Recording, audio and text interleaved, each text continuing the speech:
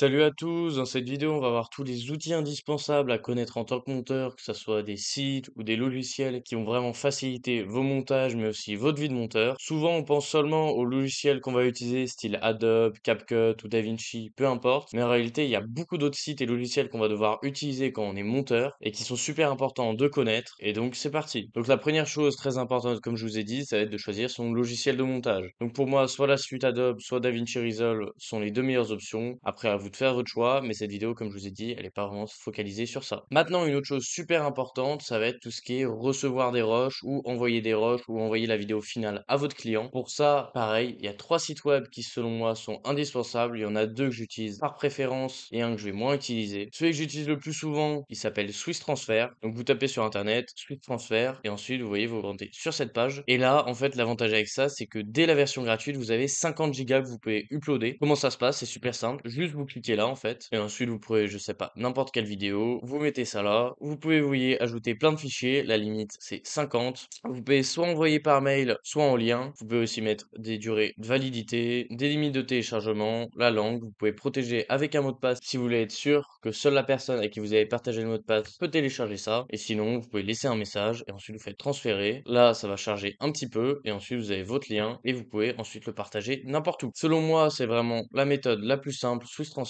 Sinon, celui que j'utilise aussi, ça va être Google Drive. L'avantage de Google Drive par rapport à Swiss Transfer, c'est qu'en fait, ça va pas être un lien. Vous allez pouvoir cliquer sur la vidéo directement. Donc quand vous envoyez typiquement une version 1, une version 2 à votre client, c'est mieux de lui envoyer par Google Drive. Comme ça, il peut prévisualiser la vidéo. Il n'a pas besoin de la télécharger. Que, imaginons qu'on fasse une vidéo de 10 gigas. Si à chaque fois on doit lui envoyer 10 gigas avec Swiss Transfer, c'est un peu contraignant. Donc c'est mieux quand on fait une version 1, une version 2, de lui envoyer directement sur Google Drive. Comme ça, il regarde ça. Surtout que Google Drive, c'est beaucoup plus démocratisé. La plupart des gens utilisent ça. Maintenant, Google Drive, je sais que ça a une limite qui est quand même assez basse de base. Si on paye pas, c'est à peu près 10 gigas de souvenirs. Pour ça, vous avez des abonnements. Je crois que moi, je paye 2 euros par mois pour avoir 100 gigas. En tout cas, moi, je l'utilise vraiment pour tout ce qui est V1, V2, juste pour envoyer ça au client qui voit la vidéo et qui me fasse ses retours. Donc, c'est pareil. On vient juste là et ensuite, on fait nouveau. Là, on peut faire typiquement un nouveau dossier. Je sais pas, par exemple, vidéo 1. On vient créer ça. On rentre dans le dossier et maintenant, on fait importer un fichier. Et c'est pareil. On importe un fichier. Là, ça se fait rapidement. Vous voyez que ici, vous avez votre limite d'espace. Donc, moi, j'ai 100 gigas, comme je vous dis, c'est parce que j'ai pris un abonnement. Et maintenant, vous voyez que donc, l'avantage, c'est qu'on peut venir prévisualiser. Ensuite, on peut venir télécharger là. Maintenant, attention, si vous voulez partager ça à un client, il y a une manipulation qu'il faut bien faire. C'est venir ici dans vidéo 1. Ensuite, partager. Et là, faire partager et bien venir ici sélectionner tous les utilisateurs qui ont le lien et pas limiter. Sinon, à chaque fois, le client devra faire une demande. Maintenant, vous faites copier le lien. OK. Et vous pouvez venir partager ça. Maintenant, le dernier, il s'appelle WeTransfer. C'est une entreprise française. Et je trouve que comparativement, en fait, à Swiss Transfer, il est beaucoup moins bien. Parce que déjà, la limite gratuite, elle va pas être de 50 gigas. Et ensuite, c'est presque principalement par mail. Et je trouve que c'est beaucoup moins intuitif. Bon, je vous montre ça quand même. On se rend sur Internet. Oui, transfert. On vient là. On accepte tout. Et ensuite, vous voyez, on met notre email, les fichiers, le titre, le message. Et après, on peut choisir, pareil, la date d'expiration. En tout cas, c'était tout pour tous les logiciels, sites pour envoyer des rushs, recevoir des rushs, etc., etc. Moi, je vous conseille vraiment Swiss Transfer et Google Drive. C'est les plus puissants à l'heure actuelle. Et maintenant, on va passer à quelque chose vraiment qui est indispensable aussi en tant que monteur. Ça va être l'organisation. Pour m'organiser, moi, j'utilise un outil qui est vraiment très très connu lui aussi, qui s'appelle en fait Notion. Notion, ça vous permet de faire énormément de choses. Ça vous permet de faire des graphiques, de faire des to-do lists, de faire des bases de données, de faire du code, d'utiliser l'IA aussi. Bref, c'est vraiment un outil qui est super puissant d'un point de vue de l'organisation. Il y a même plusieurs entreprises qui l'utilisent en interne. Donc, je vais vous montrer ça. Très simplement, pour le télécharger, vous tapez juste Notion. Donc, ça s'écrit comme ça. Ensuite, vous allez ici, Mac et Windows. Et là, vous allez venir le télécharger. Pareil, ça a une version gratuite, mais ça a aussi une version payante. Honnêtement, la version gratuite est déjà très très complète. Vous n'avez pas besoin d'utiliser la version payante. Et donc, comment ça marche? Ça marche tout simplement en créant des pages. Donc, typiquement, là, on peut faire ajouter. Là, vous voyez qu'on a déjà soit des pages de base qu'on peut venir prendre. Donc, typiquement, la page to-do list, si on a envie d'avoir ça. Soit sinon, on peut tout venir créer de base. Donc, on fait page vide. Maintenant, on donne le nom de la page. Typiquement, la vidéo YouTube. Et maintenant, comment ça marche? En fait, c'est très simple. On vient juste taper slash. Et une fois qu'on tape slash, on a plein d'outils. Maintenant, ce qui est bien, c'est qu'en fait, c'est connecté avec énormément de choses. Vous voyez, c'est connecté avec Google Drive, Twitter, Google Maps. Et donc, vous pouvez faire vraiment énormément de choses. Maintenant, vous voyez qu'ils ont même ajouté de l'IA à l'intérieur, les graphiques. Et bref, vous pouvez faire vraiment beaucoup, beaucoup de choses. Vous pouvez aussi ajouter des vidéos. Typiquement, moi, mon premier portfolio, en fait, je l'ai fait directement sur Notion. Donc ça, c'est vraiment mon ancien portfolio que j'utilisais il y a peut-être un an. Et donc, vous voyez, je l'avais fait sur Notion. Maintenant, je suis passé à des choses beaucoup plus avancées, des outils qui sont vraiment faits pour le portfolio. Mais je vous conseille, voilà, vraiment Notion, si ce n'est pour faire une to-do list, des graphiques typiquement de vos revenus, des tableaux, énormément de choses. Et l'avantage, c'est que vous pouvez toujours aller sur des modèles et les télécharger gratuitement. Outre que le montage, ça peut vous faire servir aussi dans la vie de tous les jours, typiquement pour traquer vos revenus, pour traquer vos dépenses, faire une liste de courses, peu importe. Vous voyez qu'il y a vraiment énormément de choses directement dans les templates. Vous voyez qu'il y en a qui sont gratuits et d'autres qui sont payants, mais vous pouvez, voilà, choisir directement uniquement les gratuits. Et donc voilà, moi, Notion, c'est vraiment un outil que j'utilise tous les jours, plusieurs fois par jour. C'est un indispensable. Mais maintenant que je vous ai parlé de portfolio, et justement, en tant que monteur, c'est super important de faire son portfolio. Et selon moi, il y a un site web qui vous permet de faire votre portfolio super simplement, qui est super puissant. Ce site, il s'appelle Bento. Donc pareil, vous rendez sur Internet, vous tapez Bento, là, portfolio, vous mettez si vous n'avez pas trouvé. Et ensuite, voilà, Bento Explore. Vous allez juste ici, là, vous faites Sign Up. Et maintenant, là, vous voyez, vous créez Bento et après votre name. Donc pareil, test, vidéo, grab my link. Et maintenant, là, il va falloir vous créer, en fait, directement un compte. Mais une fois que vous avez créé votre compte, ça va être vraiment super simple et super intuitif. J'ai même pas besoin de vous faire le petit tuto. Quand vous allez rentrer sur la page, c'est du no-code, donc c'est vraiment super simple. Il existe aussi des tutos sur YouTube si jamais vous voulez apprendre à faire ça, mais je pense honnêtement que vous en aurez pas besoin. Et donc selon moi, c'est vraiment le site le plus accessible quand on est débutant pour faire un portfolio. Quand on est plus avancé, je vous conseille de faire directement votre site web, mais là, quand vous débutez ou quand vous êtes toujours à un niveau intermédiaire, vous pouvez le faire sur Bento, c'est déjà plus que suffisant. Maintenant, une autre chose qui est indispensable dans la vie d'un monteur, ça va être tout ce qui est vidéo libre de droit, B-roll, etc., etc.